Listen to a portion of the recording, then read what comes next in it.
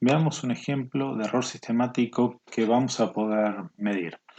Por ejemplo, una lata de apariencia cilíndrica, pero que si uno mide distintos diámetros en distintas posiciones angulares, obtiene valores distintos, similares pero distintos. Bueno, este quiere decir que la lata no es cilíndrica. Ahí acá tenemos un error en el modelo.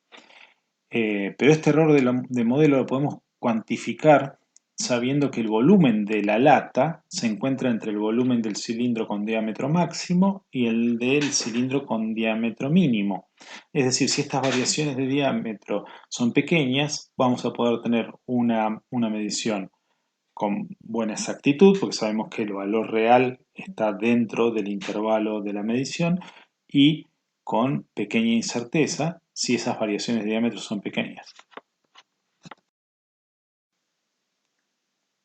El criterio que vamos a tomar es tomar el valor máximo sumándole el error instrumental. En este caso, si buscan en la tabla, el máximo corresponde a 12,1, es decir, vamos a tener 12,1 más 0,1, y el valor mínimo y al que le vamos a restar el valor instrumental. Es decir, vamos entre el diámetro máximo y el mínimo mínimo. El mínimo que encontramos en la tabla es 11,8. Si le restamos el valor instrumental tenemos 11,8 menos 0,1. Tomando la diferencia, el promedio entre estos dos valores, obtenemos el valor característico, que en este caso va a ser 11,95 centímetros, y la incerteza va a estar dada por el tamaño de este intervalo, es decir, la diferencia entre estos dos valores dividido 2, en este caso 0,25 centímetros. Nótese que la incerteza tiene dos cifras significativas. En la práctica de laboratorio vamos a usar incertezas con una sola cifra significativa, así que en este caso va a ser 0,3 centímetros. Y entonces el volumen del cilindro obtenido y con el diámetro medido con esta incerteza, nos da la incerteza apropiada para el volumen de la lata. Ahora vamos a ver cómo calcular esa incerteza. Bueno, acá habíamos hablado de cifras significativas. Veamos algunos ejemplos para repasar un poco el tema. Este número no está bien escrito, ¿no? Es 3,21. Bueno, en realidad este número tiene tres cifras significativas, 3, 2 y 1. En el segundo ejemplo, 0,0321 también tiene tres cifras significativas. Los ceros a la izquierda no cuentan. El 9, así como está representado, es una sola cifra significativa. Sin embargo, 9,0 tiene dos cifras significativas. Y 3,90345 por 10 a la menos 6 tiene 6 cifras significativas, es decir, 3, 9, 0, 3, 4, 5 son 6 cifras. El 0,0004 es una sola cifra significativa y el 200, así como está escrito, no se sabe. Para saber cuántas cifras significativas tiene, tenemos que escribir este tipo de números en notación científica. Es decir, si hubiésemos tenido 2,0 por 10 a la 2, que es 200, pero fíjense que acá estamos garantizando el primer cero, esto pasa a tener dos cifras significativas. En nuestro caso, el diámetro, si lo redondeamos a una cifra significativa para el error, pasamos a tener 0,3 en el error, centímetros, y también tenemos que redondear el valor característico. En lugar de 11,95 deberíamos tener 12,0. Bueno, vamos a adoptar eso, una sola cifra significativa para el error en el laboratorio, y el valor representativo tiene que tener su última cifra coincidente con el último dígito coincidente con la cifra del error. ¿Sí? En este caso, 12,0 tiene tres cifras significativas, aunque el error tiene una sola cifra significativa. Una sola cifra significativa. Si tenemos una función de una magnitud que medimos, la incerteza se puede propagar. ¿De qué manera se hace eso? Y básicamente es el mismo concepto que se usa en la aproximación de Taylor. Si tenemos f de x menos f de a, ese sería delta f, es la derivada por la variación en x, que es la magnitud. Es decir, usando la derivada, podemos calcular cuánto cambia la incerteza en una magnitud conocida la de otra, que están relacionadas a través de una función. Si tenemos varias variables, es el mismo concepto, pero para muchas variables. Es decir, podemos tener un Taylor de varias variables, pero lo interesante acá es que en realidad tenemos un valor intermedio, que es donde las derivadas y los intervalos se elevan al cuadrado y se suman, que eso que tal vez es una reducción del error, pero que también sigue incluyendo a la fluctuación, a la incerteza de la magnitud. Así que depende del caso, podemos llegar a usar una expresión o la otra. Seguramente la derivada de f respecto a x evaluada en los valores por el delta x más la derivada de f respecto de y evaluada en los valores por el delta y más la derivada de f respecto a z evaluada en los valores por delta z. Cada uno de estos términos tomado módulo y sumado nos da una incerteza mayor y nos garantiza que el valor de la magnitud f queda comprendida en este intervalo de incerteza.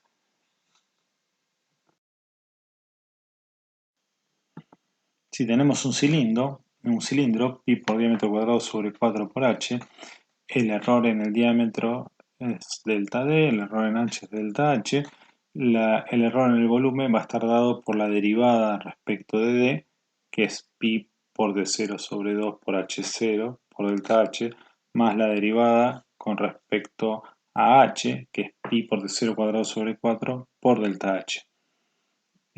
Bueno, eso va a ser el error en el volumen, ¿no? El volumen obviamente va a ser pi por d0 cuadrado sobre 4 por h0, donde d0 y h0 son los valores característicos del diámetro y de la altura. Vamos a introducir otro concepto, el de incerteza relativa, que nos va a permitir comparar la calidad de distintas mediciones. Por ejemplo, si tenemos dos mediciones, una que es 1,2 más menos 0,1 milímetro y otra que es 102,3 más menos 0,1 milímetros. Son dos mediciones completamente distintas. ¿Cuál es la que está hecha con mejor calidad? Y evidentemente la que tiene más cifras significativas para el valor representativo. Es decir, 102,3 tiene más cifras significativas que 1,2. Bueno, ¿cómo cuantificamos eso?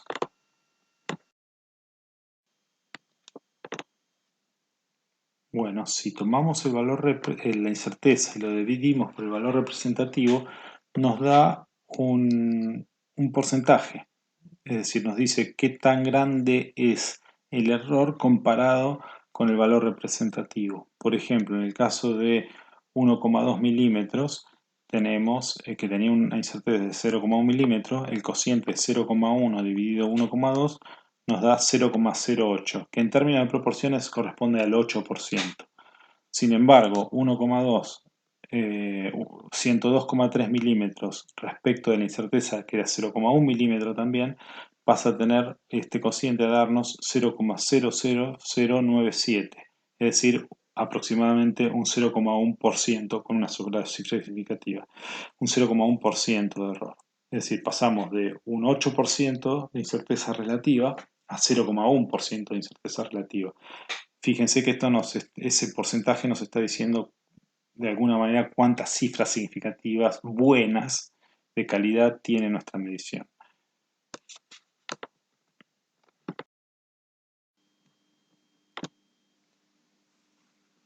Podemos mejorar la incerteza relativa de una medición cambiando el proceso de medición, aún contando con el mismo instrumento.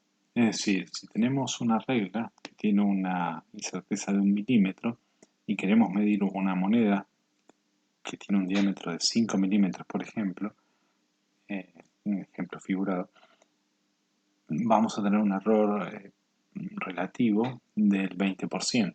1 dividido 5, 0,2. Es un error muy grande. ¿Cómo hacemos para mejorar eso? Bueno, cambiando el proceso de medición, si contamos con muchas monedas que consideramos idénticas, ahí está el modelo que estamos usando. Por ejemplo, contamos con 10 monedas idénticas, pasamos a medir 50 milímetros con un error de 1 milímetro. Ahora tenemos 1 dividido 50, es decir, 0,002. 0,02. Es decir, pasamos a tener un 2% de error en la medición. Pasamos de un 20% a un 2% en la medición. Bueno, esto se ve claro si tomamos la medición D, vas a tener un error de, de 1 milímetro y propagamos errores. Es decir, nuestra D minúscula pasa a ser, el error en D minúscula pasa a ser el error en D, que es 1 milímetro, dividido N.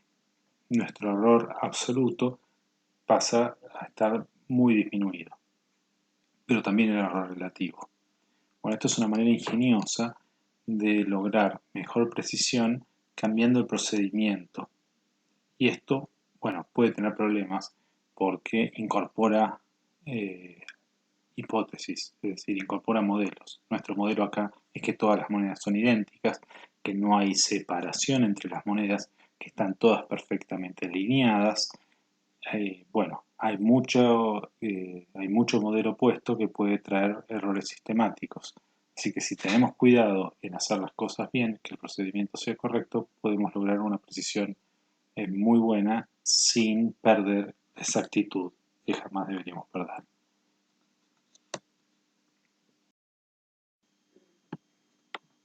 Bueno, les recomiendo la bibliografía Experimentación, una introducción a la teoría de mediciones, diseño de experimentos y mecánica elemental.